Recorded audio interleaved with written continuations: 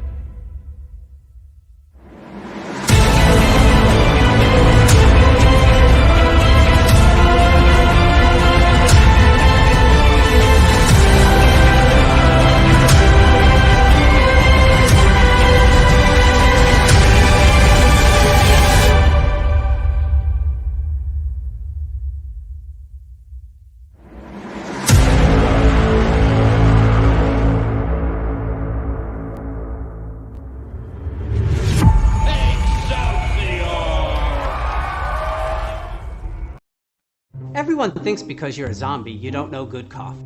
Well, they're wrong. There's only one brew that gets my seal of approval. Deadly Grounds coffee is my guilty pleasure. The aroma is so intoxicating. It brings all of my neighbors out of the woodwork. Deadly Grounds coffee. Coffee to die for, and zombie approved. It's good to get a little deadly. Use the front door! Oh, they're so disgusting. Hey, happy Tuesday, everybody. You're watching Splash Pages powered by the Dorkening Podcast Network. We have a killer show for you today, as always. And with us, we have joining Velvet Joker. Hey, how's it going, bud? Good evening, good evening. This was an interesting book that we went over this week, an interesting cast of characters. As well, tonight we have an interesting cast of characters. Oh, totally, yeah. Yes, and, indeed. Drew? Well, I like to say you're welcome because this was my pick. And we do have an interesting cast of characters, but I'm not going to say much more because we're on a time budget and I don't want to. I want to give our guest as much time as possible. Thank you. Oh, move on. Totally. Jar, Jeremy, how's it going, bud? Hey, and thank you, Drew, for picking this out and everybody for having me on. And yeah, this is going to be, it was definitely a good read. Oh, You're welcome. Yeah. And very, very special guest, Quinnderella. How's it going today? Hello, I'm fantastic. How are y'all? Doing well. Would you like to introduce yourself? So you're a cosplayer.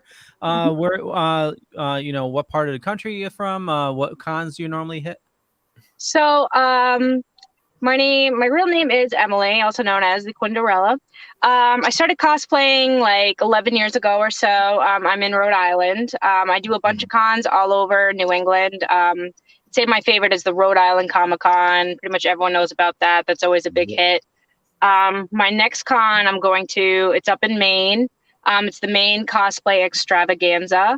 It's the first time they're ever doing it, so I don't really know what to expect, but I'm going to be a cosplay guest up there. So we're going to see how that goes. Yeah, my main go-to is, my favorite Harley Quinn, but I love doing all the DC beauties, Catwoman, Poison Ivy. I try to make as much as I can for my cosplays and stuff, and I like doing crossovers. Like you can see me as like the Harley Quinn slave Leia from Star Wars, that kind of thing. Right now I'm working on an actual Quinnderella gown, so I'm hoping to get a Cinderella Harley Quinn ball gown done by Maine Cosplay Extravaganza, but don't quote me on that. Still trying to plan that. Dope. Very cool. Nice. Well, actually, since you do a Harley Quinn mashup, Velvet, did you have any follow up on that? Yeah. How many versions of Harley do you currently have in your set or library, if you will? More than I can count. I literally have you go in my condo, you go down the stairs, there's a whole separate room. That entire room filled with Harley Quinn and a corner of like some other cosplays. But I gotta say, I definitely have about 90% of Harley Quinns, if you just like name a few. I just did a shoot yesterday in the Suicide Squad 2 red ball gown she's got before she like rips it off in that scene. It's Nice. still like with her hair up, all pretty, where she's like, oh my God, I'm a princess, all that junk. That came out really good. So, to answer your question, probably more than I can count. So, Okay. And how many hammers or, and also the second lead onto that will be, what is your favorite Harley weapon? so for hammers, I really only have, good quality ones. I only have 2. I got some goofy, like, the inflatable ones you get at like Spirit, but I never use those for like a serious con or anything. That's just for fun. Sure. I got this really nice hammer that I really like using for as many cosplays as I can. It's like a big fake wood one. It says the your face here, and it's got the X smiley face on the other side. Right. When I go to cons and take pictures with like celebrities, they always usually like holding it in like pro photo ops and stuff. I think my favorite, I got a picture with Murr from Impractical Jokers. He was like obsessed with that hammer and stuff. He just like, whenever I saw him around the con, he just like took it from me and like ran off with it. I was like, okay, I need that back though. So Yeah. but I gotta say, yeah, that one's probably my favorite. Nice. All right. Awesome. And do you have is the hammer the favorite weapon as well? Or do you, Oh yeah. Yeah. Oh yeah, big time. Because I didn't make too much of that one, but even so, yeah, I don't really make too much of my weapons. I'm mainly like the costume person. Okay. Everyone has a strength. Yeah. Absolutely. It's funny when she said like the 9 for costumes, I imagine like the Batman Beyond display case going, she turns the light in the basement. It's just like, one day. Yeah. One of those things. Yeah. Well, follow-up question with that. What are some of your favorite incarnations of Harley? Damn it, Leo. Okay, I'll ask another one. I'm sorry. No, that's fine. It's fine.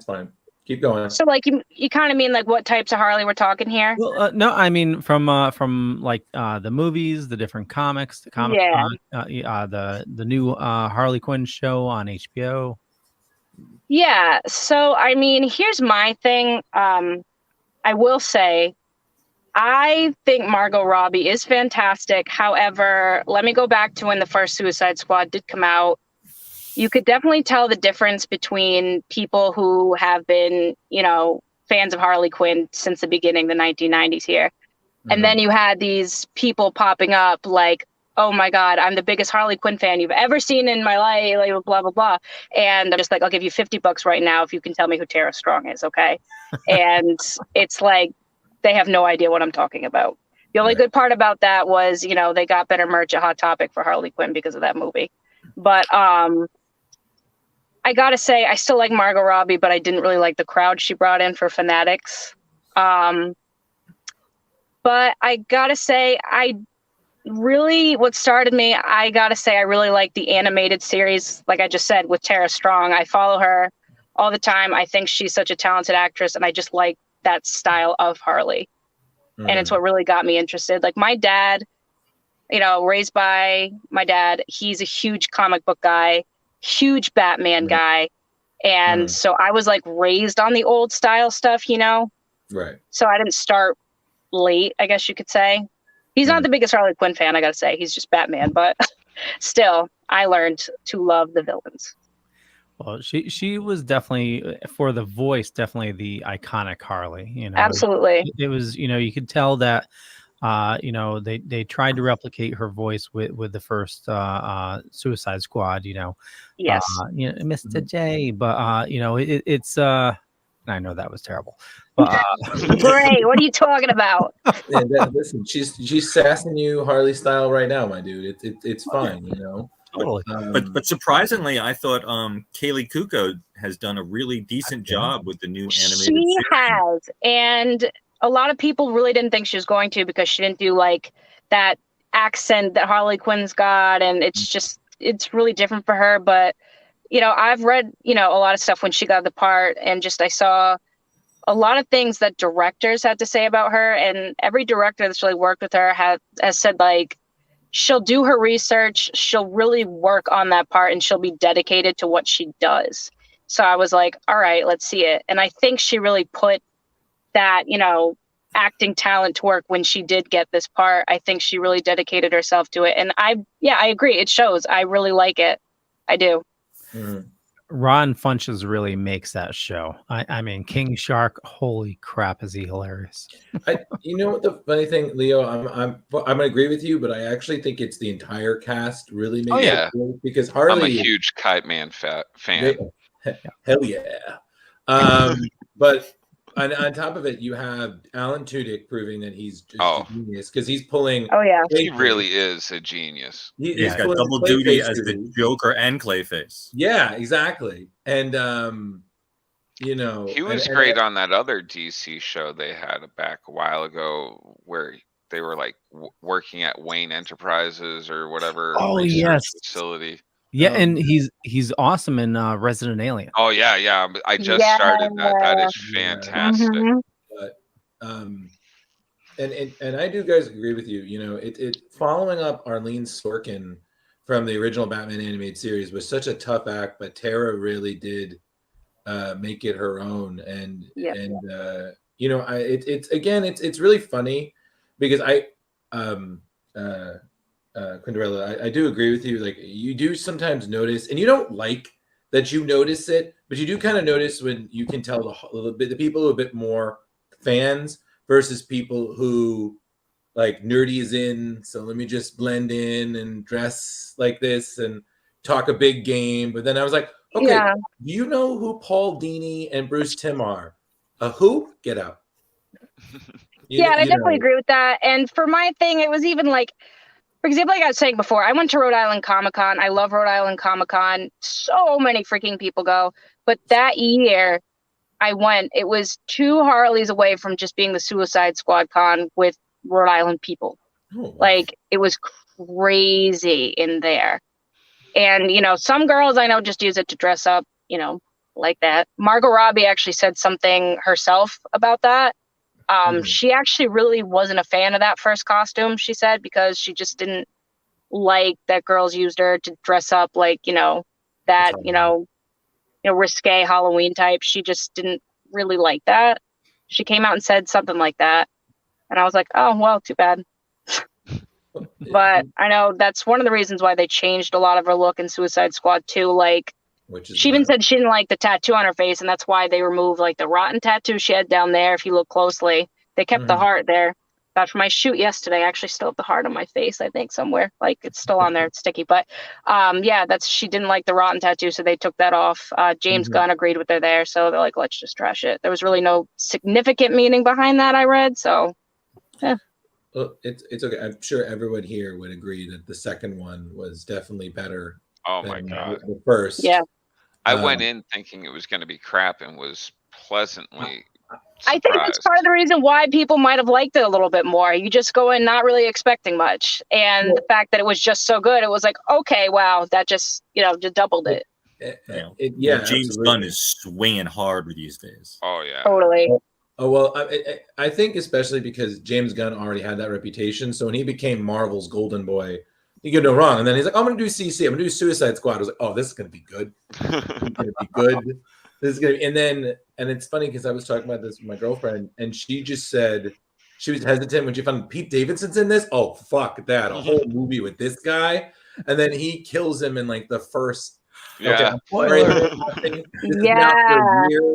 so spoilers, we don't care about her now. No. Okay? No, it's been long enough. But when she was like dead in the first 10 minutes, she was like, okay, this is gonna be a good movie. Nice. All right, cool. And nobody. I was just sad because my boy Jay Courtney, who I had been a Captain Boomerang for a Suicide Squad. So I was like, oh, nice. And he looked great. I was like, wow, thank you. And the first time I was like, and I'm a corpse. That's great. Okay. Cool. Yeah, well, it's the Suicide Squad movie. It happens. Yeah, and they really went right into it too. It's like, oh, boom, okay, the person's dead. That took about like 20 seconds. All right, we're getting into it. Well, I think the important thing is that James is a child of research. From what I understand, he read every Suicide Squad comic he could get his hands on. And he actually had one of the original co-creators, John Ostrander, was one of the surgeons that put the devices in, I think, Michael Rooker's character. Oh, yeah. We had him on the show, so I have to name drop that we are that cool. Whatever. But yeah, it was just the small details James Gunn really pays attention to, and just and we didn't even realize at the time that he was setting up the redemption arc of Peacemaker. Exactly. Yeah. He's just genius over there. But I did have one Harley related question for our guest. Have you met any of the voice actresses for Harley? And if you did, how much did you lose your mind, or how much would you lose your mind? So okay, that's a heartbreaking question you just asked me right there. Tara Strong did come to Rhode Island Comic-Con a year that I wasn't a guest or anything. Like, I was just there to have fun. And I got tickets. Like, people were going crazy with my message box because they're like, oh my God, Tara Strong's going to be there. You know she's going to be there. You know she's going to be there. And I'm like, yes, oh my God, I know. I'm so excited. I came down with the possible worst case of the flu, like, in existence. Like, those people just saw me. They would not let me in. I had never been. I got COVID back in November. So I'd say that, and that time at Rhode Island Comic-Con I just mentioned, definitely the 2 times in my life I've been most sick, like, ever. It was awful. But we don't want to kill the queen, so I didn't want to do that. Yeah, that's fine. I'm sorry. I didn't mean to bane you right there. That's okay. Yeah. But yeah, that's the closest I came. I'm really hoping she comes back. I know she's still like bouncing around at cons. Like I said, I follow her on like Twitter and like every platform I possibly can. So yeah, she's definitely someone I'd want to sit down and have like a cocktail with someday. May you get the chance. Yeah. Fingers crossed. Now, when you're not cosplaying Quinnderella, you say you're doing a show tonight. What kind of show? So I am right now in a murder mystery comedy at the Attleboro Community Theater. It's called 13 Past Midnight. I got a big role in this one, so I'm really excited. I may or may not spoil like who the killer is or anything. I'll try not to, but I play like a maid in this big mansion where this guy who is a producer on a soap opera is, he has his whole cast and crew over for a party, and his whole thing is he's going to fire someone off the show. And he's like, I'm going to have you all fake, like, kill each other and decide who it's going to be. Kind of like, without actually seeing it's kind of hard to describe, but I'm just in there. I'm not playing the game. I'm kind of witnessing it and everything. And I partner up with the detective and everything, and we find out like who it is. And it's a big suspenseful moment, and like when the killer gets revealed, and it's like really cool. I love how I reveal it. It's just like, oh my God, I love performing that moment because I'm like, this is so badass. I'm like, it's you. I caught you, you son of a bitch. I love it. So I do a lot of acting and stuff. I do singing and stuff. I do more like theatrical operatic singing rather than like, I can't sing like Ariana Grande or anything like that. But I love like musicals. My favorite's Phantom of the Opera. So I'm just a very artistic person, I guess you could say. Art's my thing. Like, I work at a place called Roger Williams Zoo. I do like their art programs. I do their body art. I do their photography. So all that artsy stuff is basically what I do. Cool. The pumpkins they do every year. Oh my God, that's so awesome. That kicks my butt so hard though. I'm there like I said, I'm management, and I'm there like every night. And I tell them, I'm like, okay, I'll do it, but you got to let me wear a costume, though. And I thought everyone was going to be doing that, but I'm the only worker running around in a costume. And I'm like, you know what? I don't really care. I'll work with it. It happens to the best of us. Yeah. Have any of you been to the Roger Williams Zoo when they do the what is it? It's the Halloween Spooktacular. So it's called the Jack-o'-lantern Spectacular. Okay. Yeah. No. Have any of you been? No, I have no idea what you're talking about. You gotta go. It's thousands and thousands of pumpkins, all carved. They're like themes. Yeah. Like my favorite, I think, this past year they had like a music section and like someone carved like pumpkins of the Beatles and stuff, and it just looked awesome. Leo, we have something like that where I am called the Blaze, and I get it because they do something similar. So no problem. I'm not taking away what she's doing. Oh, I get you. I got it. That's what I was like. I'm voting for the Foo Fighters this year, Quinnderella. The Foo Fighters. Oh, damn. Foo Fighters? Yeah. Oh, come on. Just ripping my heart I'm not out. sure if we have a Foo Fighters pumpkin. We should. I'll suggest it. You should. It should I really should. We had a Gaga pumpkin in there. You just do a nice drum kit where it just says Foo on the front. There you go. Yeah, totally. So what do cons have to do to get you to go to present at their cons? Well, sometimes like I said, like we have the website, Instagram, and all that stuff. Sometimes, mainly on like Facebook is where I get a lot of my advertising, but sometimes I'll get reached out to. Nice. And sometimes I'll read that people are like looking, they're like, oh, I have some tables, like who would be interested? And I'll reach out to them when I see that people are looking. So it's just basically, I'd say you have to meet the right people and have them in your circle. Just hunt for that. So that's basically what I would say would help you the most. And if it's something that you love doing, do it, take advantage of it. Like get those pictures, get that social media, put yourself out there. Like right now I'm really working on trying to make a business card. So I've been working pretty hard on that. I haven't gotten that design yet, but I'm trying.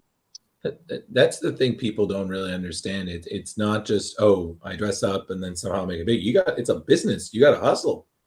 Yeah, absolutely. But some people are like, oh, I'm just going to wear the same costume and every con, 10 times. I'm going to be famous. And I'm just like, that is so cute. That's so cute. I love it. That's so cute. So cute. Right. Yes, absolutely. So I was a cosplay guest at Super Mega Fest last year. Was it last November in Massachusetts? And I was newly dating this guy who's still my boyfriend right now. He's not a cosplay guy, never been to a con. I'm like, let me just, I just decided to try something new. So not an artistic guy, never been to a con, doesn't do cosplay. So I'm like, let me introduce you. And he was at my table with me and he went to the after party. And I'm like, he was with a bunch of super drunk cosplay people. Oh, and I'm like, this is just the best way to, ease you into it, And, I had some people coming up to him, like, just be like, you got to understand, this is her art. She's not crazy. I'm like, oh my God. Like I said, we were like new at this time. I'm like, I'm never going to see this guy again. Like you have like people coming up in like Quicksilver outfits being like, she's an artist. Don't call her crazy. I'm like, he didn't. That particular con is known for being a drunk fest. Oh yeah. That was my first time there, and I heard that, and I'm just like, I'm gonna be fine. There I am on all green paint, dressed as Poison Ivy for that one. Oh, and like I have a bunch of pictures of me like just sipping cosmopolitans and cocktails and stuff.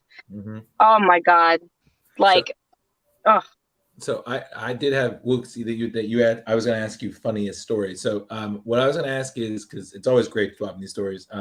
What was your best so far cosplay or con moment?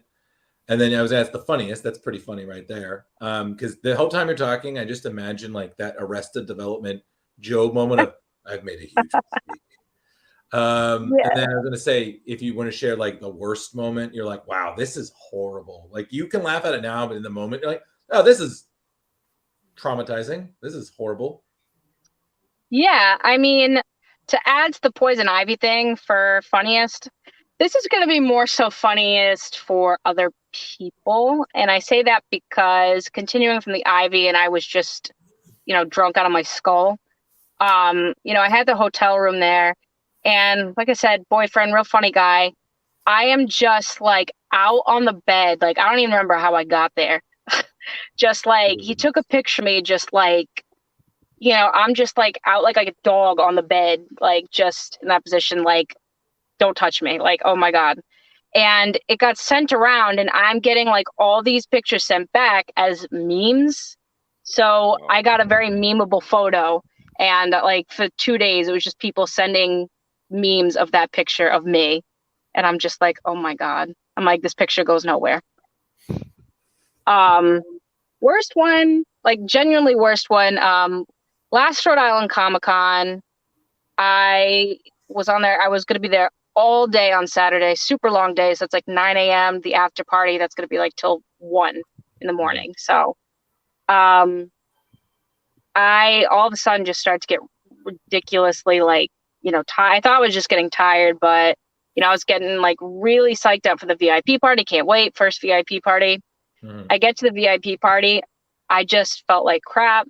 I could not stand up. I had to sit down and I just got too tired. I was sick and I was super bummed. I had to leave and it's just, I was no fun, unfortunately. Everyone's dancing and stuff. So I got to say that's probably next to Tara. That's my worst experience there. It was a super good day planned and I was bummed that just my body wasn't letting me have a good time. Nothing really too embarrassing happened. Good news is I don't embarrass too easily. No stalkers or anything. Well, that's another story entirely. Boy. We don't have time for that. No, I just date those and get restraining orders. That's a different story. But they dress up too, usually like Batman. Oh. But it's always the hero you gotta watch. You gotta be careful with Batman. Just gonna say that. When you were talking about your big reveal in the show, I have to expect someone like, how do you know? And you just do, I'm Batman. Yeah, right. Yeah, there you go. How did you figure that out? I'm Batman. I should suggest that. You should. Just, like script right. I got an idea. Or if anything, if you have a rehearsal, because I used to do theater a lot too. If you have like an improv night where you're just like, oh, we're gonna do this, but if you decide something, you just throw that in there and watch everybody lose their mind. How did you figure this out? I'm Batman, bitches. Yeah, gotta have the bitches at the end there. That makes it. Jeremy and I know most of the Batmen in the New England area. Oh boy. Yeah. Yeah. I can only imagine which one. Yeah. I mean, I have people ask me which one. A lot of people haven't known who he is, but I wouldn't do that on a show unless. Oh no, I'm not gonna say it. Oh heck no. So I had one more question though. What was the you sound like you've met a few celebs. What was the best celebrity experience you've had so far in the 11 years you've been cosplaying as you? And then I'm gonna steal Leo's question. I'm in love with Robin Lord Taylor from Gotham. He is the nicest human. I've met him like 5 times, and he's just like the nicest guy. I think he's very, very thankful for his success, like just from like he just blossomed into this big character.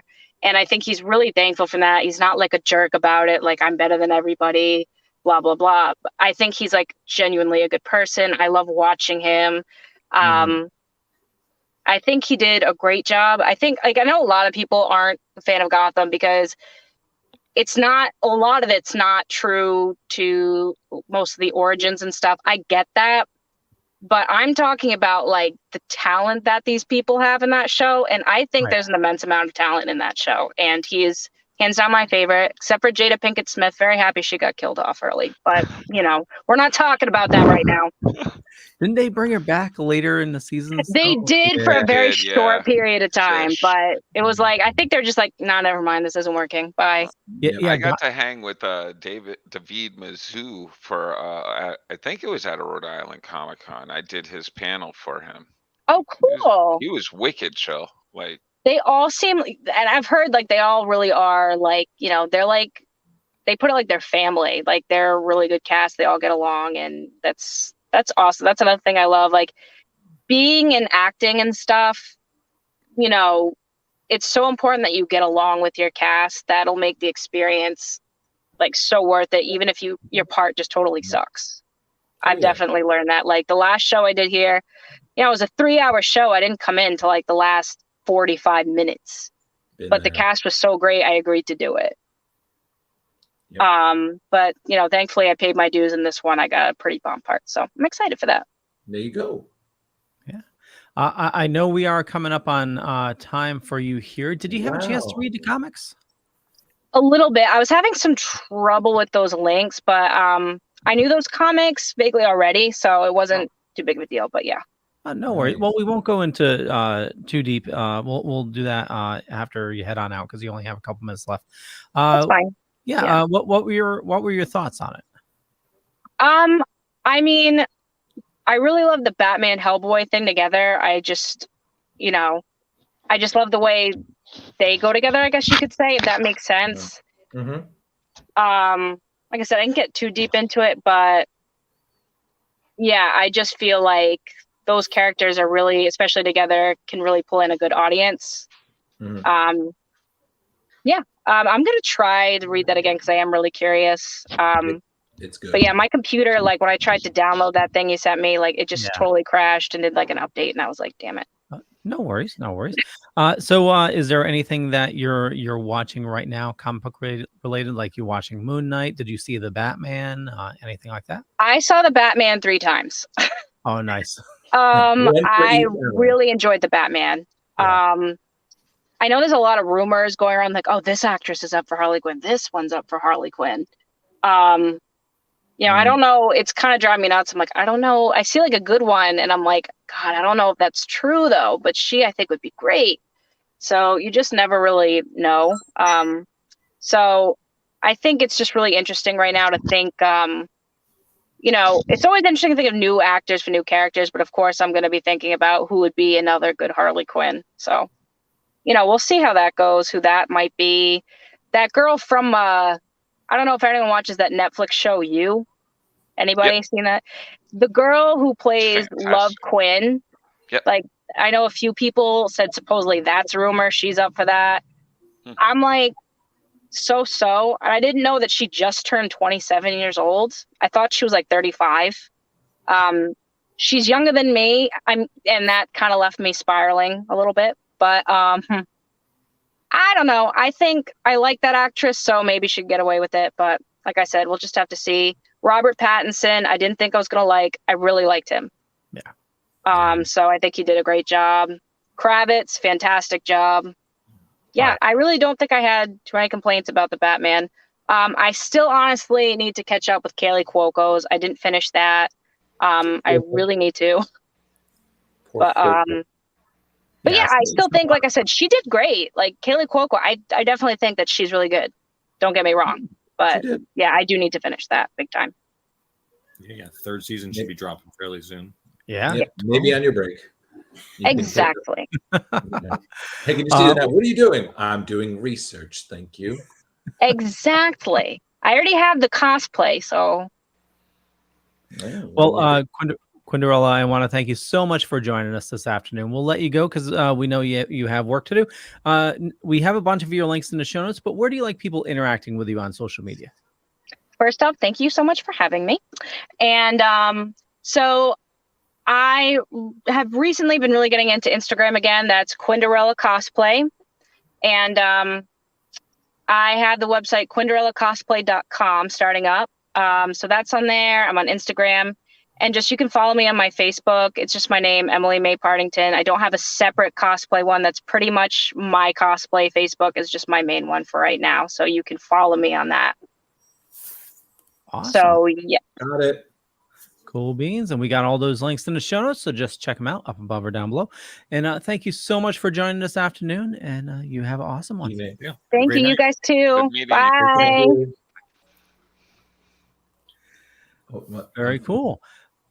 So I just wanted to follow up a couple news items as we were talking about Suicide Squad 2.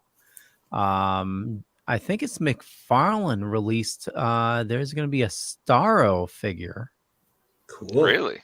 Yeah, but it's going to be you have to buy like the entire. Oh, is it the BAF? What's that? Is it the BAF, the Build-A-Figure for it? Yeah. Oh, yeah. Build-A-Figure. Yep. Yeah. So, and it looks awesome. That always annoys me. Like, because I don't open my toys. So I wish they would just sell the BAF separately in another package. Well, you can buy them on eBay afterwards. Yeah. Well, I don't want them opened. I want just the Starro. You have to buy figure. two. You have to want one to play with, one to keep in the package. Oh, I'm so stoked if McFarlane's putting out a really cool Killer Croc figure, which there hasn't been very many good looking Croc action figures, so I'm picking that up. But I didn't like a lot of the Batman movie figures; those looked a little meh. Yeah. Yeah, I haven't been too fond of a lot of the figures. You know, I know the McFarlanes are super detailed, but like the They're hits and joints and misses. everything. Yeah. I don't get it where it's like that torso is like, it's just weird the way it looks, Yeah. Just, No, I agree. I didn't even pick up the new He-Man figure. I've got a lot of the other figures from the line, but it's very like like kind of life field drawn. Like, the chest is so big, and like then the head's this little tiny thing on there. I'm like, what happened to him? Captain America him. Yeah. Well, I feel like, I'm sorry, I have to say before we say anything, I mean, again, another loss this year, Gilbert Godfrey, and it's funny, I swear, I feel like you don't really notice how many things they're in until someone passes, and then you think, wow, all these things that I realize you're in, that I've seen, that I liked you in. Wow, I used to love listening to him on Howard Stern. He'd go on there all the time. Yeah. He was really funny. He was a couple years back. He was at East Coast Comic Con. Yeah. And oh yeah, he was only met 67. Him. Holy shit! Yeah. But suffering from an illness for a few years, but they didn't say what the illness was. He had some sort of heart issues. I read about that, so that's always a gamble. And it was funny because besides Aladdin, which, I mean, come on, everybody remembers him as Aladdin. And then there were it was funny because there were other movies he was in, like Beverly Hills Cop 2. It's the smaller roles that I feel like I remember him more in. He would just show up. Like, he did a couple of roles in Clerks, the animated series. He was Mr. Mixolydic for Superman, the animated series. Mm-hmm. I know someone who actually had his Mixie puppet signed by him, which I was like, that's super cool. Oh, nice. And there was a few other things. He was controversial too. Well, yeah. Well, I mean, I feel like that was kind of like a rite of passage for every great comedian. You had at one point say the wrong thing and piss off someone. So yeah, I remember he made when he was like Affleck, right? Yeah, or something like that. He made some kind of Japanese about the tsunami joke, and they were just like, no. Yeah. But still, it's really sad. I mean, I guess the good thing is that his memory will live on. I mean, especially, he was Iago, so kids are gonna remember him forever because he's not gonna rewatch Disney character. Yeah, but what a year for comedians of loss. Boy, we just lost Saget, and then a few months before that, Louis Anderson. Oh yeah. It's been. And then the sad thing is I don't feel like a lot of the other people in the recent age are just as funny. So I'm like, who will make us laugh? Who? If only there was some sort of potent chemical that could just elicit spontaneous laughter, regardless of what it did to you. Velvet, you got any commentary? Today. Apparently he had a regular role on Last Week Tonight with John Oliver. Mm-hmm. He has Hassle at the Castle coming up, where he plays Gorgeous George, and he had a 20-year run on a miniseries called Cyber Chase, where he 82 episodes he did a voice of Digit. Yeah, no idea what it is. Never heard of that. Is that one. Like a kid show? It's a TV series short from 2002 to 2022. He's done 82 episodes. Wow. And he was in SpongeBob SquarePants. Who was he in SpongeBob? Let's see. It's gotta be one of the movies. Sal. Sal. Sal. Okay. It must be one of the newer episodes. They aren't as funny. No. Nope. But yeah, besides that, that's the only I have to admit again to our followers, I did not do any research. That's okay. I got you, boo. Okay, cool. So a couple big items this week. First, they were saying it was canceled, but now they're changing their minds to just delayed. The Flash prequel comic with Ezra Miller.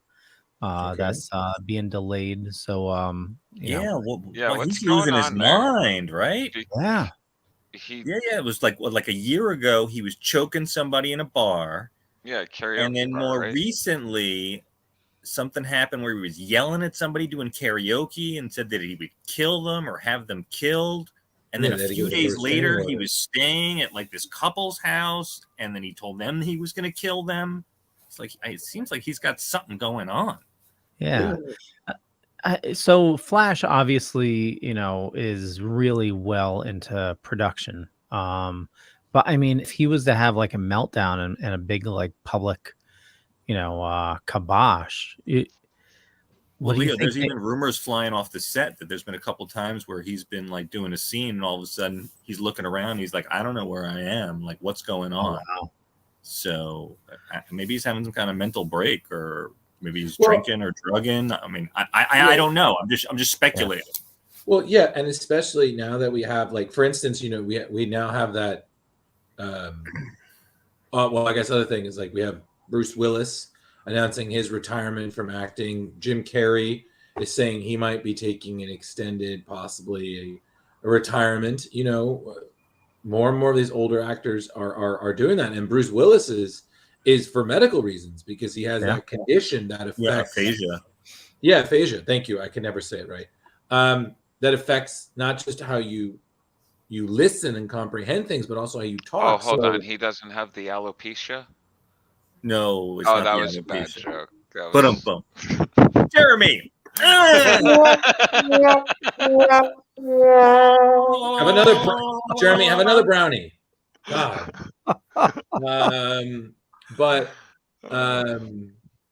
Yeah, it's just, I think it's, more and more that. And Leo, honestly, listen, they're doing the multiverse. We've seen that, you don't need to be the same actor to be a different character. So if they have to cut him out midway and then change him, I'm like, okay. Well, how would you feel if it ends up, the movie ends and we have, Grant Gustin doing the movies? That would be interesting. That would be really be fun. Yeah. Yeah, give him a higher budget, and I like better quality writing. Give him the Spidey treatment. I mean, I haven't seen him play the Flash in a few seasons, but yeah. I'm still impressed that show's going because I feel like nobody cares now. Yeah, I didn't know that show was going. I don't know anyone that still watches that show. No, the only thing WB has going for it right now is Superman and Lois. I mean, just WB. I thought it was CW or CW. Whatever it is. Wow, you went back in time. Yeah. Do you need us to play, the Smallville theme for you, Leo? Hey, I have that on my playlist. I listen to that multiple times a week. It could have been worse. I could have said UPN, Oh man, the Up-In channel. Some Birds of Prey shit right here. That's what that is. Like we're going back. Oh yeah. So some other items. The Batman comes out April 18th on HBO. Yeah, they pumped that up. Yeah, that's can't wait to rewatch that. Me too. Can't wait to watch it. Yeah, totally. We're gonna have to do like an extravaganza, when it comes out, just like total like Batman it up, What you mean? Like you want us to have like a watch party? Because I don't know if anybody wants to watch us watch. No, not a watch party, but we'll be able to talk about it more because Velvet's seen it. There's certain things that I haven't said anything about that, I don't Yeah, want to yeah, yeah. spoil it for him. All right. It's all good. It's Whatever magic. works. Leo. 2 weeks away. 2 weeks away. It'll be on the Calm Max. down. Don't make us get your manager. Like, relax. Oh, you are the manager? Don't make us get the president. Yeah. Easy, Drew. I mean Karen. I mean Drew. Hey, that Velvet. Draw What? the line there. There are some really nice women named Karen. They don't deserve that. All right. Okay. Yeah, and for a guy, isn't it Kevin? Right. Chad, I thought it was. I thought it was Well, Chad. I thought it was Chad, but Yeah. I thought that was like if you're being a Hey, douche. Chad. I've heard Chad and Kevin. So Don't be such a Yeah. Chad. Yeah. Kevin might be the UK thing. Kevin! Yeah. Whenever I hear Kevin, I think of, yeah. exactly. Yeah. Did any of you see the new Doctor Strange trailer, the final one? No. No, I I wasn't didn't know aware there there was was a new one. one. Leo, do you have a clip? Can we roll it now? No, because then we'll get booted. But That's they right. confirmed some things. One thing that was photoshopped out of it was Doctor Strange with the third eye Oh. from the What If. So that made an appearance, and you see Scarlet Witch with her kids. So yeah, it looks awesome. May 6th, so coming up. How many of you will see it at the theater? Maybe. Not sure on that one. I have nothing against seeing films in the theater. I really don't. But if I can see it from my own living room where I don't have to worry about, bathroom breaks or pants or how many drinks I can consume during it, then I'll do that. That's what COVID taught us, that you don't need to go to the theater to experience joy. But it's Really? I totally get the trepidation with it, with with the fears of COVID. There's the new variant out and everything, and people are even getting sick. what's my that? God. People are getting sick, and you've You know had it the weird- recently, and I had a really bad flu that I still That's occasionally going around. recurring dry cough like after the flu is over for like over a week. Yeah, I know is going around because the president of the company I work for, she has the flu right now, and I'm like, oh my God, that's going around. I was like, oh shit, like I was like, oh what? There's other things besides COVID out there. Yeah, one of the demons in my house have it, so I'm pretty sure I'm going to get it relatively soon. Yeah, nothing like a hazmat dad. Am I right? Mm-hmm. Running around. Exactly. And back. But like Leo said, like I'm not ready. The only reason like I would go to a movie in a mask because I don't go out in public without a mask. But I want to be able to enjoy snacks, and I'm not going to enjoy snacks with a mask. So yeah.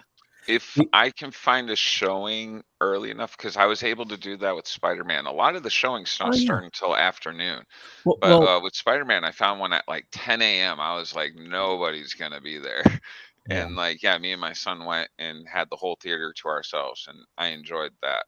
Like, I can deal with probably like another 10 to 20 people in the theater, just as long as nobody like sits down next to me or in front of you. Yeah, that I don't want to have to deal with humans though. I hear you. I hear you. Last couple times I went to the movies, I bought all the seats around me, and that's It'd be nice to have that budget. Well, yeah. I don't go often. I only did it like And now Leo can't go to the movies until next year. But since I had COVID recently, it's I feel I can go in and you got like superpowers right now. Yeah, right. Actually, Rich, did you know that we kind of have superpowers because of our cannabis usage? It's what they say. It's what they say. Yeah, cannabis usage. I follow all the little details. I'm like, oh yeah, that I do that. Well, we should both be really strong then against it. I mean, I'm wondering if that's one of the reasons I wasn't, because my daughter had it and I still went around her. I was wearing a mask all the time and I made sure to stay a reasonable distance. I don't think I kept to the 6 feet, but I would still manage to, get away with hanging out with her for like a week or two while she was down with it. Yeah, scary stuff. Yeah, it is, man. Like, luckily she's young enough that her immune system was more than strong enough to beat the hell out of it. Yeah, well, I live somewhat with someone that has very bad immune system. So I'm just hoping that this is more extra of vigilant. I'm just hoping that this, I guess, new variant is more of just a spread, but it doesn't really do kind of what Omicron did. And it's also weird because, like, I don't know, maybe just because I work, I see people sporadically now. Like in my daily world, and I'm living in Westchester, I feel like I don't see it as much. Like I see people walking without the mask, which is fine. I'm when I go out for a walk, I don't wear a mask. I'm not whatnot, and in there I still carry one with me because you never know, Rich. You never know when you're going to need one. Mm-hmm. But it's weird because it's like some part of me is like, it's still happening, right? And then I check the news and was like, oh, it's still very happening. Like when news are like, oh, COVID isn't going away anytime soon. I was like, I'm disappointed that we needed to title the article that, because there are some people who do. But I think at this point we are like, I think someone made an analogy that if COVID is a baseball game, we're like in the 4th inning, and I'm like, boy, that's depressing. But it's accurate. But at the same time, I'm just like, I don't want to say I don't care, but I'm kind of checking. I'm like, oh, listen, I gotta live my life. Like, I'll take COVID exhausted. Yeah. Oh yeah. Yeah. Listen, I'm so burned out. I can't even tell what's causing it these days. I'm burned out. It could be anything. At this point, I just want a nap. Like, I'm just like, okay, cool. Night. My girlfriend's a nurse, and she's taking COVID tests every 3 days. Like, as soon as she starts feeling a little like anything, she's just like, "Do you think I should take a test?" I'm like, maybe you should wait till the morning and see if anything compound. And no, she's right there. 10 minutes later, I'm gonna take a test anyways. I'm like, oh, okay, well, better safe than sorry. Yeah. We're getting them sent to us for free now, so. I was when my wife was sick, I wasn't trying to stay away or anything like that, and I admit in the beginning that I tried to get it from her just to get it over with, just to, because I didn't. You meant COVID. Yeah.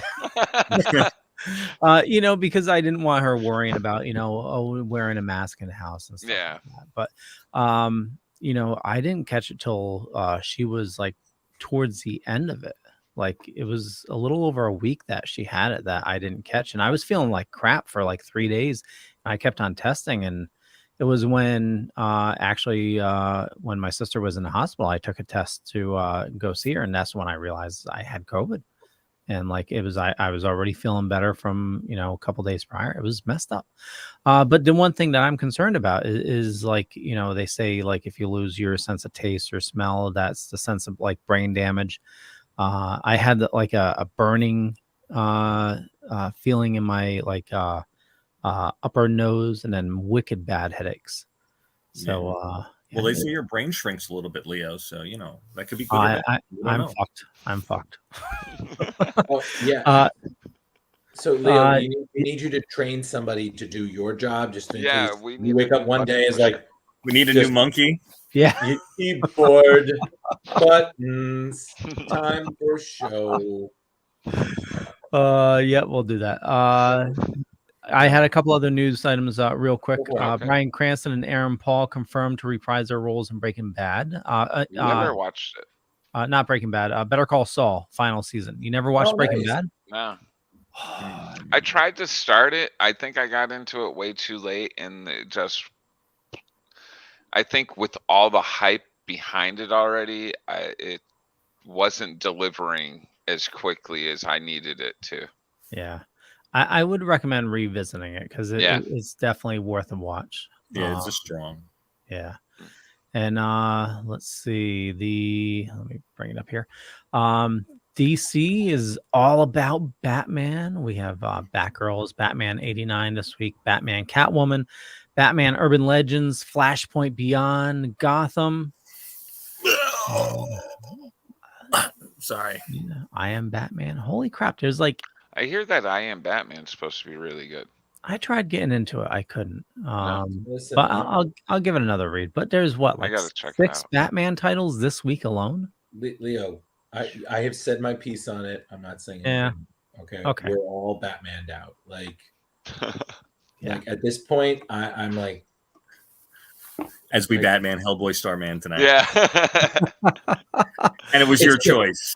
Sons of a bitch. The funny part is Batman leaves during the second issue. He's just like, I'm out. I got better shit to do. See you guys. But before we get to that, I do want to say, because I feel like we're just going to keep doing this till its end, the second episode of Moon Knight still delivering it. Awesome. Again, I'm not going to spoil anything for anybody here, but I'm enjoying everything I'm seeing. Everything is just every episode. It's layers upon layers. The action is great. The costumes are fantastic. The characters, that nice blend of spooky and ominous and whatnot. And then do honestly, we think Layla is Marlene?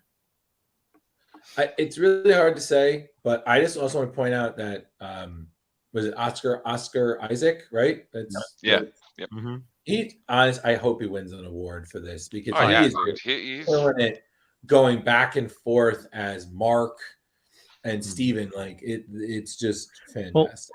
Well, he also said there's more, and he didn't say how many more, but there's at least one other identity, and obviously it's what's the cabbie's name? Is it Jake? Jake Loxley. Yeah. Well, I was hoping it was going to be somebody that had money, because these dudes are fucking needing it. Steven's supposed to have money, right? Yeah, Steven was in the comic. He's the Bruce Wayne. Yeah, but in this, unless they're saving that, and like Steven doesn't know he has money, I don't know. Yeah. Well, I mean, listen, I don't know about you, but I clearly have a duffel bag full of guns and cash just hidden somewhere randomly. So, I think my favorite is, again, and I was talking about this with Leo before the show, is that the way they do Khonshu is just, he is just crazy. Oh, that is ominous. And for me, what I like is that the humor is different. It's not like the usual Marvel, like, oh, we have a serious moment, let's make a joke. Let's just downplay this serious moment. I don't know why, but it's just particularly funny anytime he just insults Steven. I'm just like, man, you must be really bad if a god is calling you a fucking idiot. I just rewatched the first episode with my son, and I had totally missed the part where I forgot the guy's name. Ethan Hawke's talking to him, and he's just talking about the Avatar, and he's just like, I like that movie with blue people. And then he goes into, oh, did you mean the other movie? I'm like, oh my god, that was hilarious. Yeah, exactly. It's better, and like, again, Ethan Hawke's character. Again, I don't. My Moon Knight knowledge is not that great, so I don't know if he's based on anybody. But whether he's Hera was in one comic period. Yeah. Okay. So he wasn't a particularly integral character. Okay, because but just the relationship that he has to Moon Knight is great, and I honestly am looking forward to hopefully seeing other versions of the costume, which we did see in this episode. We're not, again, this has only been out a week, so we're not going to spoil anything, but no, I thoroughly enjoyed seeing that, because that was a great little Easter egg. So apparently we've already seen, not in the show, but in the promotional materials, there is another costume, and that's what some people are saying is most likely Jake, and it's the costume, but he doesn't have a mask. He has the hood, the white hood, and the rest of the suit, but it's no mask, and some people think that's Jake. Well, my big thing is to see how it connects to the rest of the universe. I really I'm kind of wondering that too, but I'm kind of liking that it's not connected right now. Well, yeah, right now that I like that. I like that it keeps its separate story, but I need that little piece. I was like, okay, like I'm sitting there watching these Egyptian dogs come after him, and I'm like, jackals. Maybe those are considered. Leo's looking all crazy. What was Leo, Leo, you did. Please tell me you didn't look at an Easter egg and spoil No, something. no. I didn't. I just had a brain fart. Not really a brain fart, but for those of you that have watched Eternals, That's where I was going with that. and who's revealed at the very end? Eros, No, Fox. the Guys, vampire. I have yet to see it. Pip the Troll. No, Blade. Yeah. Well, I already knew that. So, Hey, listen. isn't Blade part of the Midnight Suns, or is that just Ghost That's what I Rider thought. and- Yeah, Midnight Yeah. Suns and He was part of one of them. So, but Hmm. So that means Hey, we're gonna listen. get Dane Listen. Whitman Morbius as well. is supposed to be part of that too, though. yes, he is. Let me just say this. I like to say this. If the end credits scene, if I see Werewolf by Night, I'm done. That's all I'm going to say. If we see Jack Russell show up at the end of Moon Knight, I'm going to be like, thank you, Marvel. This was great. Yes. I mean, it feels like them doing that QR code is kind of like a hint that we are gonna see a Jack Russell. I would honestly listen. I'm all for. So that QR code is a real thing, because there's one in the second episode. I was thinking of trying to scan it. All right. Let us know. Yeah, in the first episode, the QR code supposedly goes to the original showing of Moon Knight, which was in the Werewolf 32. Yeah. Yep. I got to check that out. You do. But yeah, that was great. Again, I'm kind of sad it's only 6 episodes, but I honestly am looking forward to every single one. So yeah. So Leo, you had more to say? No, I was just gonna say, what are we getting after this? Getting after this what? So Moon Knight, is it Obi-Wan? Oh, Obi-Wan, yeah. Okay. Right. That does look good. I just like to say that once again, another Thursday has gone by and another great episode of Young Justice. And I haven't watched that really, in a while. Phil Lamar as Ocean Master is doing a nice. great job. Well, it's Phil Lamar, you know. And he just got announced that he's going to be at Terrificon. Terrificon. Oh, there you go. Yeah, Terrificon. Their lineup. Yeah, along with Eisenberg and a shit ton of Spider-Man people. Yep. I mean, listen, I couldn't believe they had John Romita Jr. is going to be there, and I was like, boy, that line's going to be stupid long. Yeah. It's not just going to be all the Spider people. It's going to be Spider people, Spider-Man, Kick-Ass, Avengers. I mean, the guy has done everything. I wouldn't even know where to start. If I was bringing something to sign, I'm like, let's see, how bad do I want my back to hurt? But probably knowing him, just bring one of those little totes. You know, I honestly already know what I would get him to sign anyway, so I'm good. So, you know, always, as I've always said with anything autograph wise, always go with something that means something to you versus totally. This most recent thing that I'm sure that I don't care about. Yeah, you know, right, whatever. But yeah, their lineup. Mitch is of course pulling out all the guns, and you know, who knows? Maybe I'll go. Who knows? Yeah, he rolls them out slow, as we all. I like that. I like the slow rollout, and it builds and builds and builds. Yeah, he always does a great job. Last item before we get into the comic, and I showed you this before show, but my local comic shop, which actually we will be at broadcasting live Free Comic Book Day. What day is that again? What is it? 7th. 7th. Okay. So Sarge's Comics here in New London, Connecticut, and he called, says, "Hey, your box is full. You owe us a ton of shitload of money." And so I paid. They do a delivery, which is great. And this was in the box. The JLA Avengers. Now, what did you pay on that?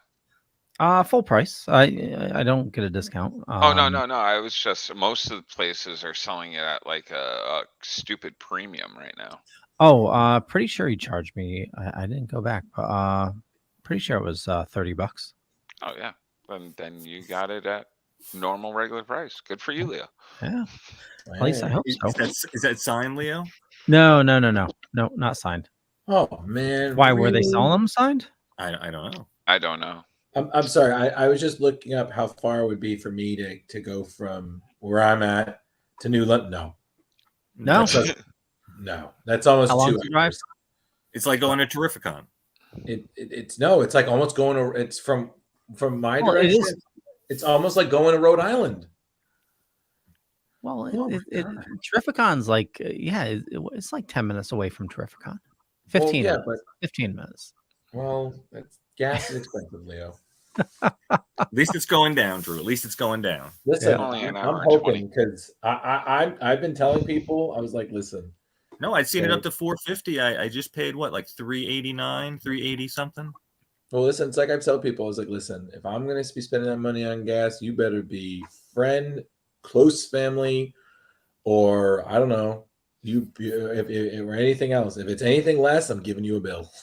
Ass, cash, or grass. I was gonna say, Jeremy, what was Nobody that? rides for Was that like free. your blowjob symbol? Yeah, nobody I rides wasn't for sure what free. that was. If anybody wants to join me there, you guys are welcome. I know it's a bit of a drive, but it is. Leo, if I'm I- going there, you're filling my I tank. haven't up, been is to all a I'm comic shop in forever. Yeah, this is a good one too. It's I'd have to say for size, it's what's the one in Worcester? That's entertainment. It's I'd have to say almost as big as That's Entertainment. That used to be my LCS way back in the day. Yeah. It's my brother's still. Oh wow. Yeah. It's a great shop, but Sarge's is more just like pure comics. I mean, they have a bunch of toys and everything, but the real estate is mostly filled with comics. There's a game room in back, but yeah, it's just it's mostly comics and with some toys. Mostly. Yeah. So I know we have a book to discuss, and so Drew, this was your pick. Why? Why? Why? Let me just 1 Tell us second. now, boy. You will tell What- us. We one will second. get out the hot pokers. Okay. Oh, we lost him. All right, I'm good. All right, I'm ready. So There seems to be an object in your hands. yes, that would A be shark tooth. Oh, No, I it's hate not a you. shark tooth at all. I hate you both so much. This is my Star Rod. This is my Starman. prop. Starman. Oh, nice. Yes. Well, listen, if you're gonna do it, you gotta do it right. Okay, so the reason I chose this, there is of course a story. Before I was ever a Starman, I'm a huge Hellboy fan, and I will show by that is my little Hellboy corner right there. Oh, nice. Yeah, that right there. I'm a huge Hellboy fan, and I'm a completionist. So for me, it was about getting as much of the Hellboy stories that I could find, which, due to their popularity, some of those are very hard to find, and because they're hard to find, if you do find them, they're very expensive. And one of those crossovers was this book. It was a Batman, Hellboy, Starman crossover, and two of those at the time, or those are my favorite. I was like, I love Batman, I love Hellboy. I don't know who the fuck this guy is, but okay, cool. And I read it, and I really enjoyed it, despite having never read a Starman comic in my life. And it's actually because of this book that I actually first did my first Starman cosplay, and then started that spiral into that becoming one of my favorite DC characters, one of my favorite cosplays, and one of my best cosplay moments. But we Rich and Leo know about that story. So this is just, to me, a really great gem. It's a 2-issue series. It's written by James Robinson, still during I would say the later part of his Starman run, and it's drawn by Mike Mignola. I mean, if when we reviewed Gotham by Gaslight, that was great. This one, I mean, honestly, this book just really shows that Mike's attention to detail, his use of shadows in his thing are just fantastic. And I mean, honestly, I think he makes any character look great. It doesn't matter who they are. Mignola style, just beautiful. And it's like even this small thing. But I think the thing that I love about James is that he gives all of his characters, even like brief ones, they all have these little cute moments that are so like whimsically perfect for the character. It's really hard for me to describe, but I mean, this is one of my favorites, and I have met both these creators, James, and I've met Mike, and I have them sign this over anything, and I actually have both these issues framed. It hangs in my bedroom because the significance. This, the one going up, they'll go up a bit. Yeah, this, I'm sorry. This is still one of my favorite non-Joker panels. He's at a bar, they're watching hockey, he wants to watch Frasier. Like, he killed everyone, yeah. He kills everybody, and I'm just like, God, that's a great moment. And it's so crazy because you don't need to see it, but you don't question it because that's something you can see the Joker doing. And you can already see it in your mind. Like, I think sometimes those are the best stories, the ones that are referenced, and they leave that to the imagination of the reader. Just beautiful. What I also love about this thing is that this book, if you're a Starman fan, it references things within the Starman story that James is working on. But even if you're just coming in and you don't know anything, you can still really appreciate it. I honestly, listen, this is one of my favorite DC books. It's one of my favorite Starman. And this to me was one of my favorites because I used to really love crossover issues like this. I feel DC did them a lot more in the past. And I don't know, I just really like the contained, that it doesn't really question the fact that in this case, Hellboy is in the same universe as the DC, when technically they are their own separate universe. But you don't question it. Everyone's aware of each other, and it just fit right in. So that's really all I can say. I really want to hear what you guys thought of it. So, take it away. Well, I just want to say real quick, there was a time where this Dark Horse was doing a bunch of DC crossovers, right? Because you had a bunch of like Batman versus Predator, and there was some Terminator crossovers as well. Mm-hmm. I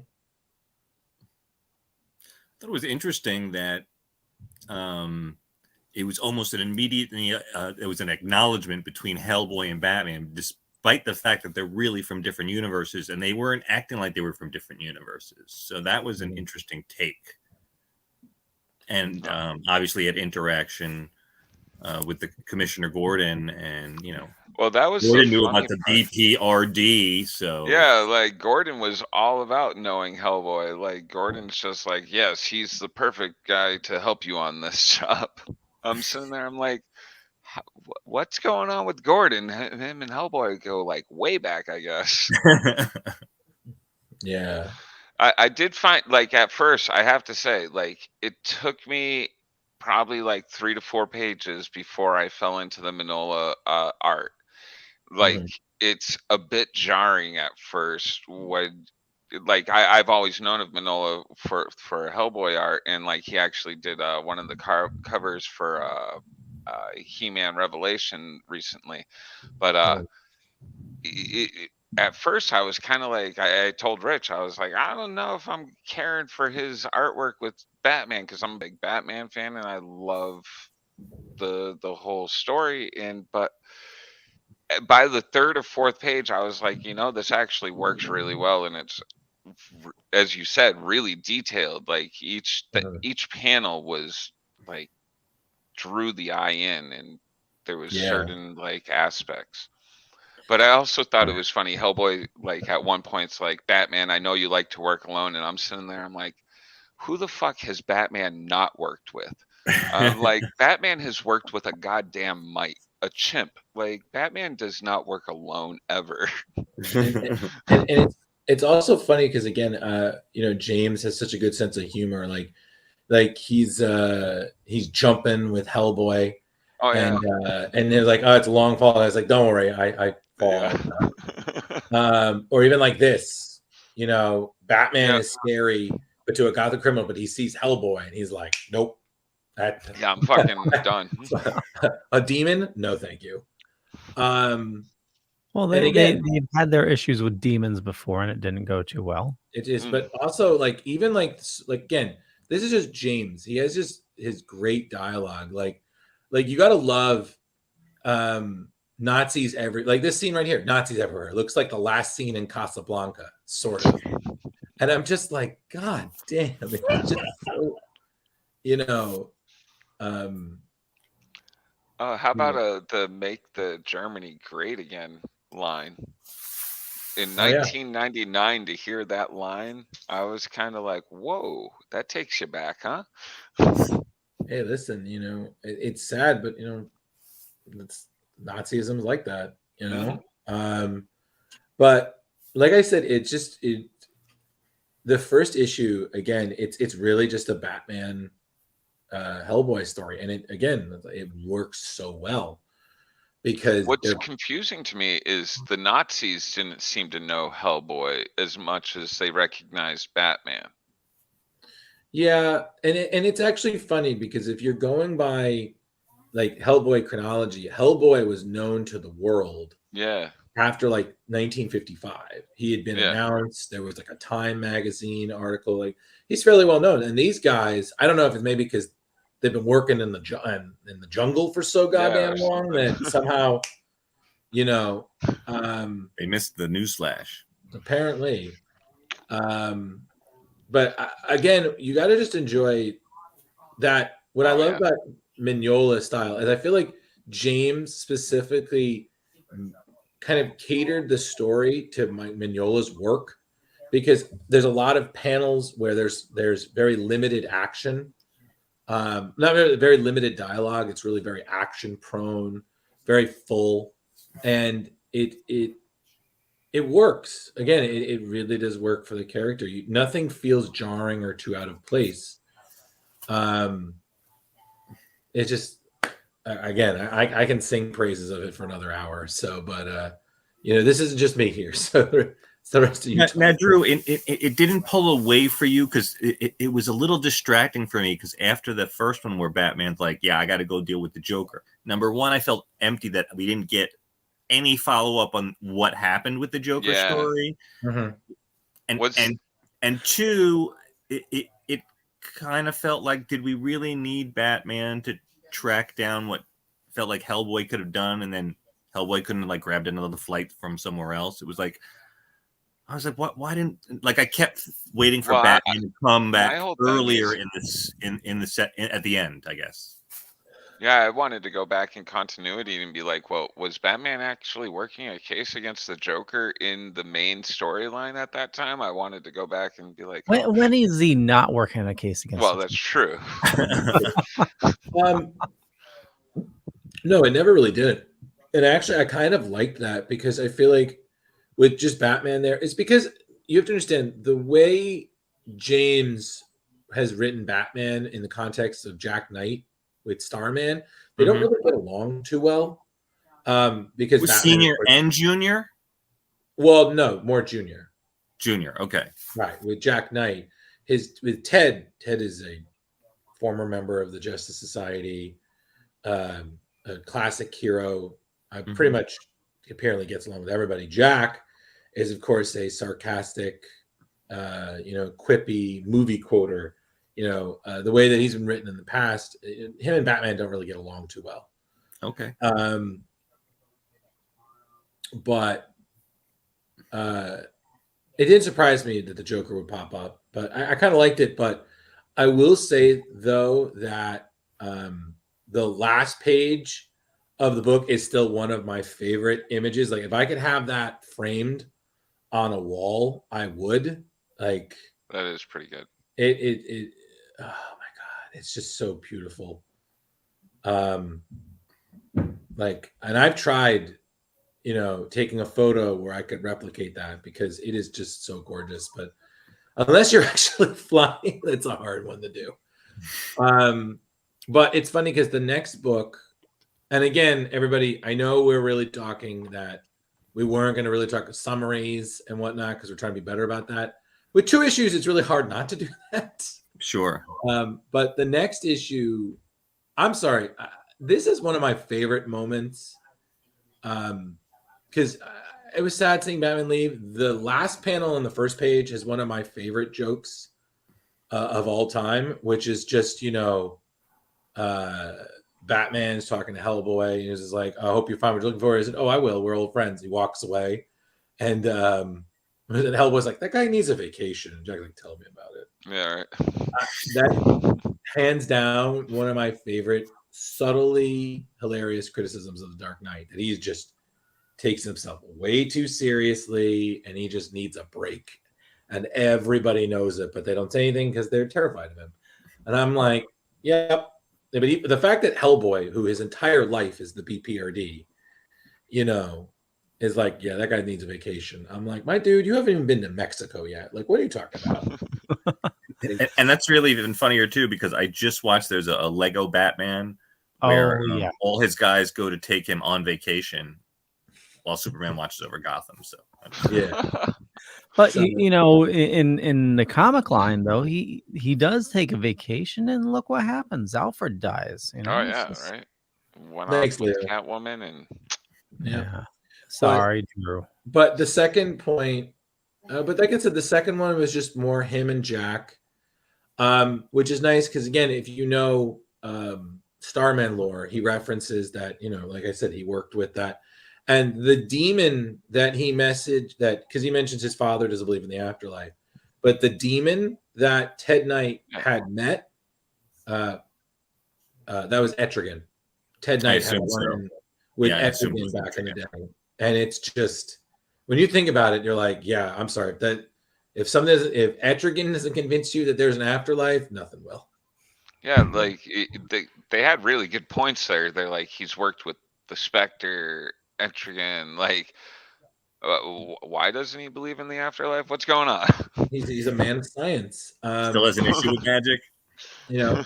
And then I also love that they acknowledged because a lot of people, whenever you're talking elder gods, you have to reference Cthulhu and H.P. Lovecraft, and they bring that up, and they're like, oh yeah, he knew some stuff. They're like, we'll give you credit. Like, yeah, he knew some things. But it's also funny that they reference this moment here because Hellboy in the comics has a real love-hate relationship with technology, especially very often whenever he's going on a mission, he'll come in a situation where his parachutes don't work. So he'll jump out of a plane and be like, oh, fucking hell. And he'll just crash to the ground, but he'll live because he's a demon. But it's funny that was referenced here. But yeah, again, Hellboy just works well with so many people. Like him and Jack work super well together, and it's just great. And then again, nobody draws a jungle. Like Mike Mignola can draw anything. This Mike man could draw a playground, and it could look spooky as hell, or just beautifully detailed. Look at that image of the jungle. You only got to see enough, and you know that this is a dark, creepy jungle where people have died. But it works perfectly. And has a happy little Swedish village in the middle of it. Yep. But yeah, like I said, I could keep talking. Y'all discuss. I'll chime in because I thought it was great all the way through. I had a lot of fun reading it. Like, yeah, you gotta love when Nazis die. Yeah, exactly. There's and when no they're better bad guy to like kill than a Nazi. Like it's just so much fun. It's I know we don't like talking about politics, but to see them as the bad guys is just love it. I don't know how else you can see them. Well, Mignola had so much experience in Hellboy drawing them, so seeing him getting thumped by Hellboy and Starman is pretty good. Right. And it really stays on theme with Hellboy. I mean, he often fought the Nazis, and from that's how he came into our world, was through a Nazi experiment. So they're just keeping that whole loop going. So look, being Rich, a the best Starman panel for fan, you right there. Yeah, it's fun. Hey, that did the Being- trick. Yeah, it's fun beating up Nazis. being a Starman fan, Drew, Yeah. do you know what band Jack plays in? They I never take notes while reading comic books, and like they these little never things pop out to me. yeah, they never referenced it, but Jack, when he was younger, was very involved in the punk scene. Hmm. I mean, you think, again, his hair was, he really embraced that 80s spiky hair, leather jacket, just absolute disrespect for authority. I don't know if they ever really mention it beyond this book. So I don't know if he was a drummer. I don't know if he was a guitarist. Jack always strikes me as he would probably be a bassist. But yeah, it never went anywhere beyond this book. So, Now, are they drawing him with earrings? Because I kept seeing, I didn't know if those earrings or there was just those holes that sometimes his earrings. The kids these days have. No, he's both his ears pierced. And it's funny because whenever I would do it, I would commit to the bit. So I would have fake, small hoop earrings in my ears. And Angie is more than once said, like, wow, that actually looks good on you. Like, if you did that for real, I'm like, I'm too old. I can't do it. Like, so now, Drew, not being a super familiar with Starman and knowing what a huge fan you are, and now I have watched the Star Girl show. Yeah. Now, in the show Star Girl, it seems like the weapon is sentient. Yeah. Is the weapon sentient in the Starman comic, or is it technology based? It's technology based. That was the one thing I was a little confused by too, because in Starman doesn't seem very scienccy at all. Right. No. So is it like a Jarvis type situation where it's like an AI? No. It's the most is that the most that Jack can do is that it's synonymous with whomever's holding it, so that it recognizes them. And if they really needed it, you could kind of do like the beck and call. But beyond that, it's just it doesn't have personality. It's just an evolved extension of Ted Knight's original cosmic rod that he used when he was Starman. That's pretty much it. It's just a bit more advanced as Jack was been Starman. His dad, of course, has upgraded it throughout the time. But you got to really, again, come back to it. Like, again, like you have two characters taking down an elder god. I mean, how fucking cool. And it's, again, 2 issues, everybody. Oh, that was another thing, actually.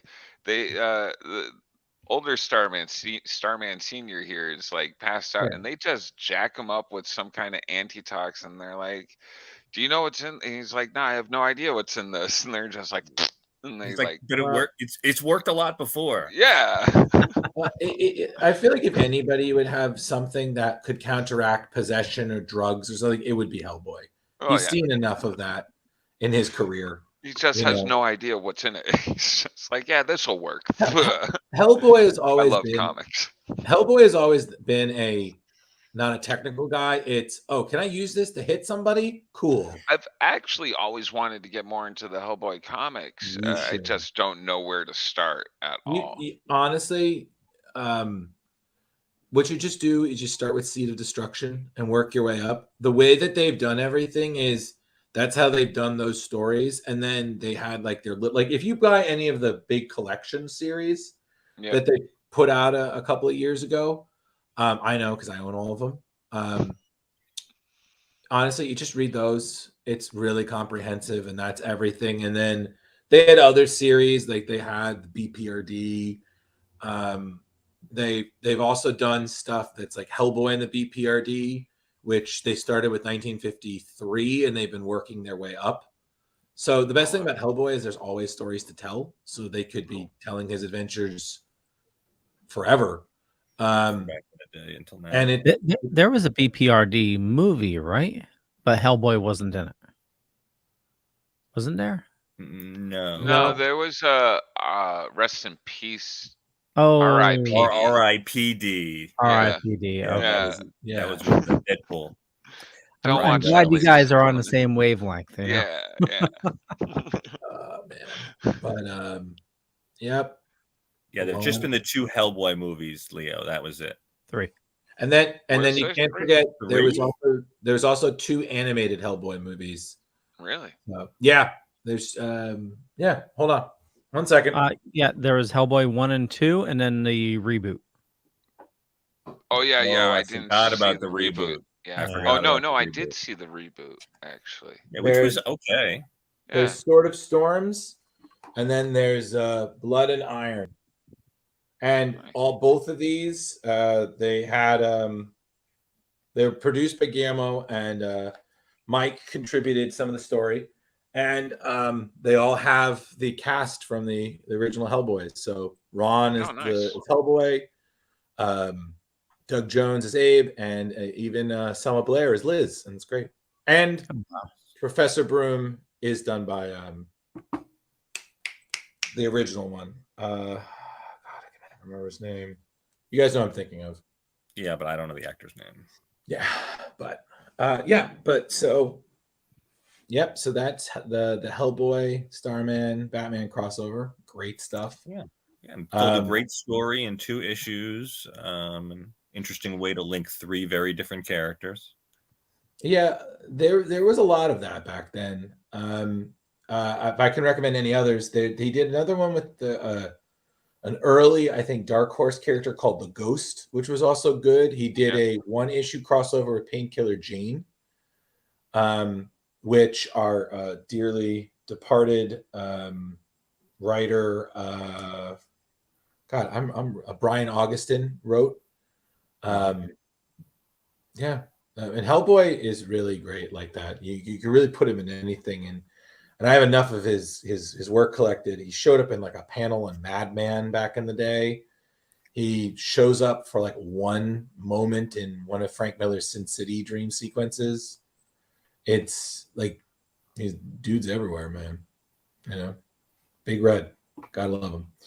I don't know. I'm rambling again, so guys, please talk. I was just gonna say, it's the second book I enjoyed more.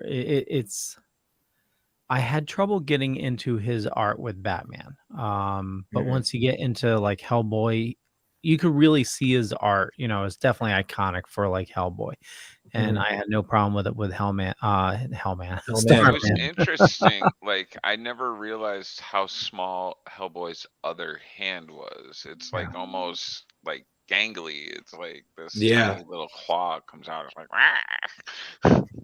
but yeah, and he swings with that more than. Although I was kind of confused. Is the gun not something that Hellboy uses a lot? He does, but the thing being is that he's very often had trouble with it. Either it jams or he's a crappy shot. They've always made it that Hellboy has always ended up being more comfortable if it's like a sword or an axe. I mean, don't get me wrong. When he's got to shoot, he's got to shoot. But a lot of the times, he's always had issues. So, answered. Yep, there you go. Well, I think we can. We're at the point where we can rate it. Yep. Jeremy, since should we do Drew first since it was your pick, or do you want to go last? We'll I'll leave go last. I'm biased. I'll go last. Okay. How about you, Jeremy? You want to start it off? All right. What's 1 through 5? 1 through 5 crowbars. I will say it is a strong 4 crowbars. I had a lot of fun with it. Being too quick and that it ends is my only downfall. I always like stories to keep going on and on forever. Well, have you read Batman lately? No, I haven't actually. 40-something crossover with what was it? Future State? Was it Future State? No, you Fear State. Fear State, yeah. Holy shit. No, I dropped off on volume 3 around I want to say issue like 90, 91. Like I've caught up a little bit here and there, but I haven't really jumped back in. I've been reading a lot of like back issues lately. I figure at some point, because I was using DC Universe and like it takes a year for everything to get on there. So it's a little slow, you know, you'll read like 3 comics and then have nothing to wait for like a month and you're like, oh yeah. damn it. Yeah, I totally know. Yeah, they did Fear State and it was like 40 something issues. It was insane. Good stuff though. No. Yeah, I'm glad I fell off. It has some good points. Oh, is that with was Scarecrow running through there? Yeah, it was And Bane was in control of Gotham or something. This is after.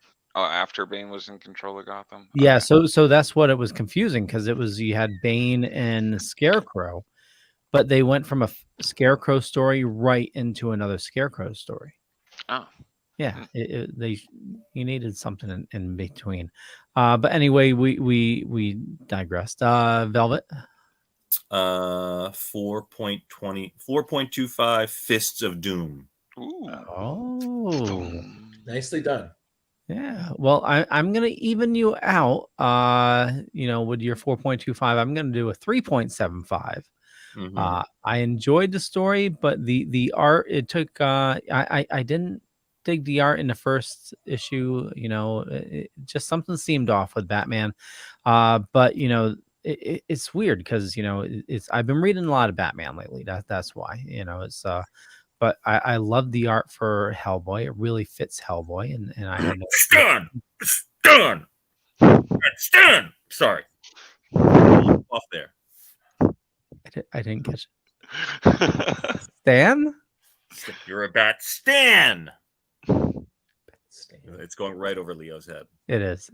Okay. You're just a huge Batman fan, Leo. Oh, okay. It's good enough. Drew. Yeah. Oh, it's the COVID brain. That's why. Yeah, you're shrinking. I got it. You know what? Because I got to represent. It's going to be. Wait, damn it. 5. It's a 5 stars for me. Awesome. This to me is I feel like I would use as an example of this is the kind of crossover you want. It moves.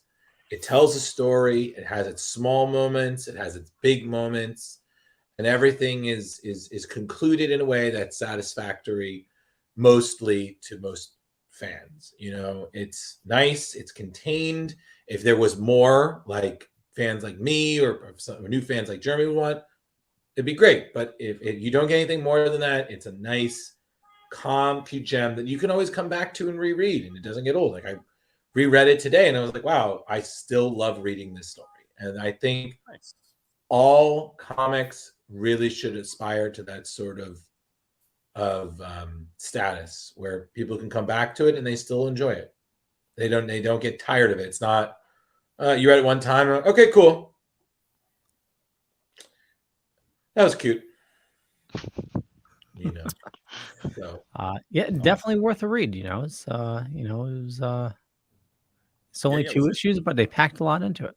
Yeah, it was a new read for the 3 of us, and at the very least, it was entertaining, and Yep, you're welcome, America. I mean, you're welcome. You're welcome, Splash Pages. I love reading what you guys put out each week. It's freaking great. Like my comic vocabulary has gotten so much better because of it. Like I'm reading stuff I wouldn't normally read. Like Starman and Hellboy are just not on my map. Right. Well, that's what we're shooting for this year. We're not shooting for Superman and Batman every damn week because that gets old. Leo, can we quote that? Splash Pages, making a better nerd, better dork. Whatever. Ooh. Okay, somebody needs to say that. I'm gonna cut it into a clip. Jeremy said it. It's his line now. Yeah. Make it really dramatic. Splash Pages. Promo, you're on the spot now, buddy. Splash Pages. It's where they make dorks better. I don't know. That doesn't sound right. You could always just make it really dramatic, like Splash Pages making a better dork today. And back at the halls of justice. Exactly. You Super Friends announce it like, meanwhile, at the Dorkening. On Splash Pages, making dorks better. Today. With the echo too. It has to have that. Yeah, you gotta making dorks better for tomorrow. But I'm totally glad you're expanding your comic vocabulary, Jar Jar. It's I'm loving it too. These guys have been introducing me into a lot of new books. So yeah, and it's like I like think you we said, all get kind of stuck in our genres. Like, you start off reading, say, like Batman, and you may trail off a little bit, but it's usually in the same scope of the Batman. oh yeah, you veer off to like Batgirl. Yeah, or Harley Quinn or something to that silliness. The sad thing is I've been tempted to read some older comics, but I feel like sometimes with big events you have to read so many back issues, and you're like, oh my god, are these even really necessary? Like, I've been really thinking about reading Nightfall for the first time, because I've never read it. I own the issue where Batman's back is broken, but I've never read it, and I'm like, I could read this, but god, I got to deal with Azrael going crazy. Well, not only that, I tried getting into it myself, but then I found out there's the prelude to Nightfall, which is another huge ass book. I actually bought the audio for it and listened to it instead. It was and it was done nice. Like, everybody did a great voiceovers and stuff. I don't know who was doing them, but it was fun. Yeah. A lot easier to read it that way. I've been going back reading the New 52, the City of Owls, the Court of Owls. How is that? I love that. It's really good. Wait, so has it been on the audiobook, or you've been just rereading it for the reading? Oh, just reading it. Yep. Oh, it's so good. Yeah. The best thing that they did was introducing horror to Batman in that way. Like, it just, I mean, I really wish they had done more with the Talon character. I when they started doing Talon, well, I followed his series for a while, but then they ended it at like issue 13 or something. And yeah, but one of the Talons ended up on one of the recent Suicide Squads. So no shit. Yeah, if you check out the 2021 Suicide Squad, a Talon is on that team. Oh, no kidding. Just letting you know. Oh, aren't they making their way into the game too? Yeah. Yeah. And they're talking about maybe for one of the next Batmans in the Matt Reeves verse. I don't know. I'm not going to abbreviate that. They're talking about Court of Owls, which I'm like, that would be cool. Court of Owls would do well in cinema. Yeah, it would. But I was like, I was talking to a friend of mine about it, and I was like, you know what? Who is, funny enough, Rich, a Batman, but one of the good ones. He was like that shouldn't be the next movie. That should maybe like the third one.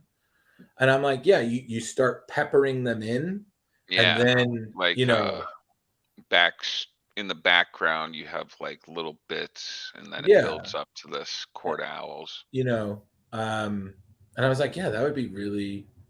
I mean, I would love to see, a cinematic style Court of Owl mask and Talon and stuff. I was like, am I wrong? Hasn't there already been an animated version with Court of Owls?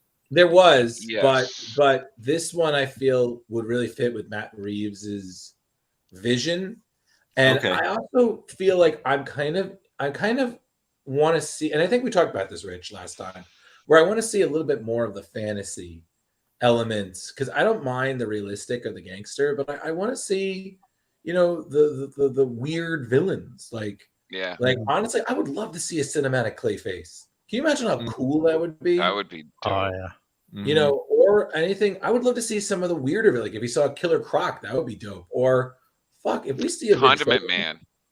Imagine a Condiment Man coming out on screen. I would just die. I would be like, oh my god. Mad Hatter, oh, that would be so the Mad Hatter, like a comic version of the Mad Hatter. Oh, that would be good. That I would love to see a ventriloquist. Just especially in terms of like a gangster. I'm sorry. Can you imagine? Especially if they keep it where Scarface still can't pronounce G's. So, you know, How about Clockman? Gatman. Don't forget, Nick Cage says he wants to play Egghead. I know. That would be He wants to kinda play cool. what? Egghead? Yeah. Oh my god. No. He's got to get into the No. DC universe. Come on. Yeah, he does. Listen, there's only I one. would love There's that. only one. There's only one I- role I want to see him do. I want him to be Superman? Mr. Zaz. Okay, Mr. Who? Mr. Mr. Zaz. what? The Oh, Okay, I could see that.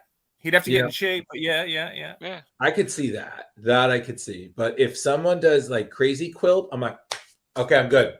This universe is done. Like, So I thought there was a rumor that he may be playing the skinny Superman in Flashpoint. Really? Yeah.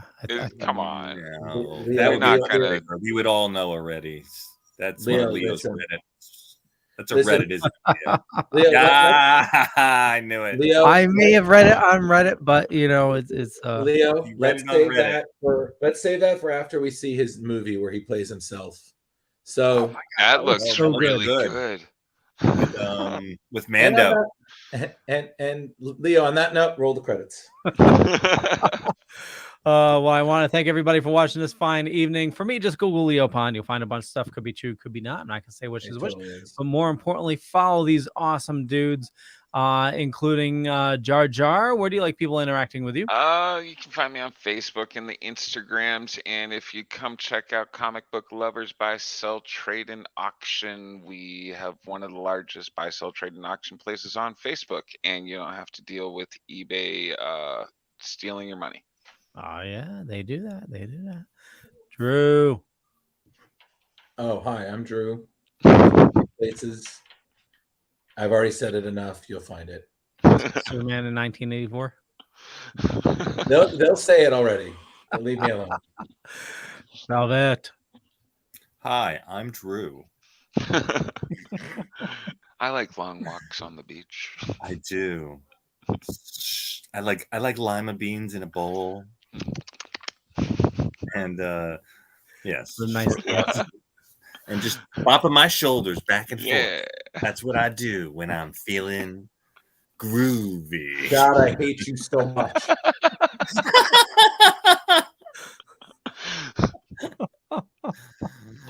Oh yeah. Well, you guys know where to reach me. Every Tuesday here on the award-winning Splash Pages, a comic book club.